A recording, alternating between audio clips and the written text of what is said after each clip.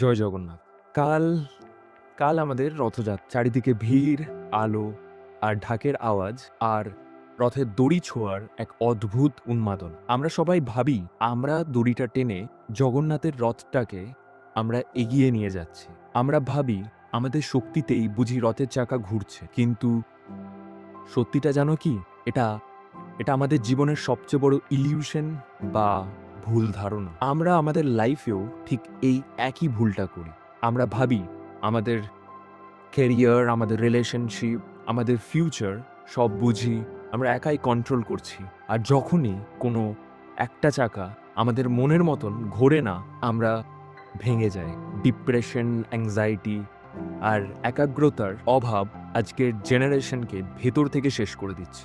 আর সেই জেনারেশনের মধ্যে আমিও আছি। আমরা জাস্ট একটা স্ক্রিনের পেছনে নিজেদের খুশি খোঁজার চেষ্টা করি, যেখানে আসল শান্তিটা অন্য কোথাও লুকিয়ে আছে। এবার একটু গভীরে যাওয়া যাক। জগন্নাথের মূর্তির দিকে ভালো করে তাকিয়ে দেখেছো কখনো? তার কোনো কান নেই, অথচ তিনি ব্রহ্মাণ্ডের প্রতিটা কান্নার আওয়াজ শোনেন। তার হাত বা পা নেই, অথচ পুরো সৃষ্টিকে তিনি আগলে রেখেছে, পরিচালনা করছে। এটার আসল আধ্যাত্মিক মানেটা কি জানো? এর মানে হলো বাহ্যিক রূপ বা ক্ষমতা আসল নয়। আসল হলো ভেতরের শক্তি, যাকে আমরা মহাজাগতিক শক্তি বা গড বলি।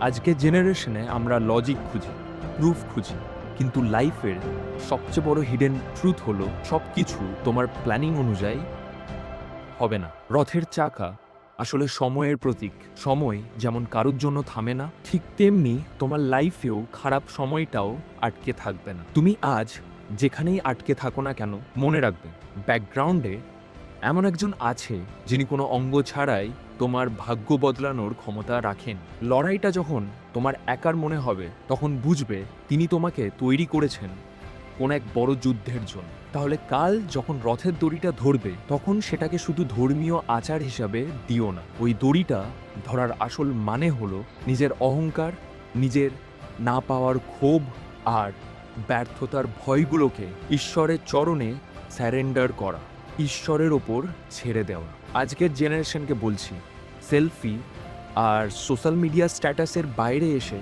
নিজের মনের রথটাকেও একটু খেয়াল করো। সেটা কোন দিকে যাচ্ছে? নেগেটিভিটি, জেলাসি না হতাশের দিক? কাল রথের দড়ি ধরে যখন একটা টান দেবে, মন থেকে একটা জেদ নিয়ে টান দিও, নিজের ভেতরের অলসতা আর ভয়কে বের করার জন্য। মনে রেখো, তুমি একা নও।